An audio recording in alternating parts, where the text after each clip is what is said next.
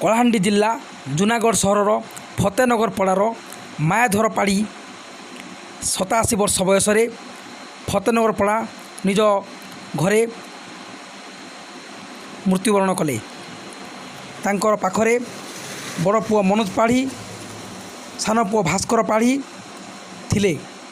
ତାଙ୍କର ସମସ୍ତ କାର୍ଯ୍ୟ ତାଙ୍କ ନିଜ ଗ୍ରାମ ଦେଓଣ୍ଡି ସ୍ଥିତ ବିଶ୍ୱନାଥପୁରଠାରେ ସମ୍ପନ୍ନ ହେଲା। ସେହି ସମୟରେ ଭାଇ ଭାବଗ୍ରାହୀ ପାଢ଼ୀ, ଶ୍ୟାମଘନ ପାଢ଼ୀ ଉପସ୍ଥିତ ଥିଲେ। ସେ କାଲପୋଲା ପଞ୍ଚାୟତର ପ୍ରଥମ ସରପଞ୍ଚ ଥିଲେ ଏବଂ ଅବସରପ୍ରାପ୍ତ ଶିକ୍ଷକ ଥିଲେ।